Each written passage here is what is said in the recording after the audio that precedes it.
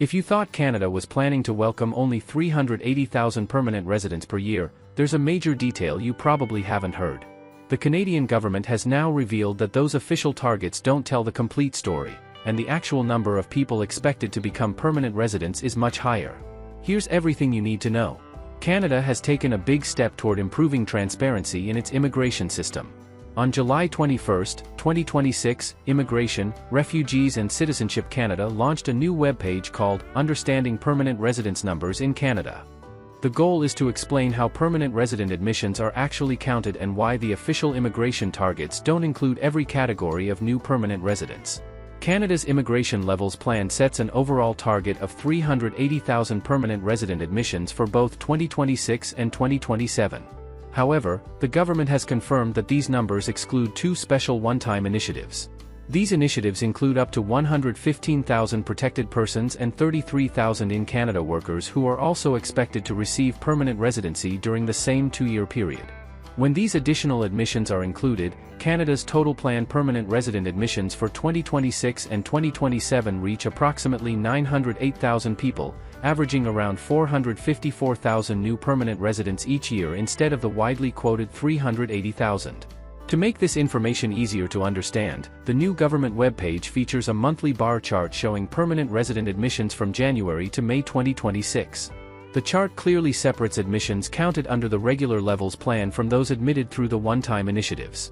So far, Canada has admitted 128,000 permanent residents in 2026 as of May. Around 14.4% of these admissions came through the one-time initiatives.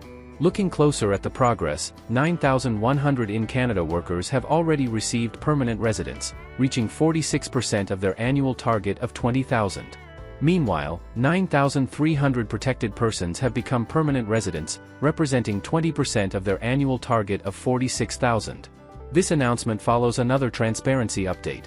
Also on July 21, the government updated its immigration backlog page to clearly separate permanent residence applications that will be processed this year from those scheduled for future years based on the annual admissions targets. Another major immigration update happened just days earlier.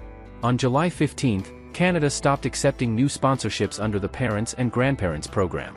At that time, there were already 50,900 applications in the inventory, while the government plans to admit only 15,000 parents and grandparents each year between 2026 and 2028. Interestingly, this new permanent residence webpage follows the same approach used for the government's Understanding Student and Temporary Worker Numbers in Canada page, first introduced in August 2025. Beyond immigration, Budget 2025 also introduced a new way of reporting government spending by separating day-to-day operating expenses from capital investments. Under this model, the government says that by 2028 to 2029, the entire federal deficit will be linked to capital investments. However, economist Jim Stanford criticized this approach, arguing that the government's definition of capital spending is unconventional because it includes depreciation of existing assets and private sector research and development incentives, rather than only traditional infrastructure or long-term public assets. The government says this framework supports its long-term generational investment strategy aimed at building Canada's future on an unprecedented scale. What do you think about Canada's decision to reveal these additional permanent residency numbers? Does this make the immigration system more transparent? Share your thoughts in the comments below. If you found this update helpful, don't forget to like this video, subscribe to the channel, and turn on notifications so you never miss the latest Canada immigration news and policy updates.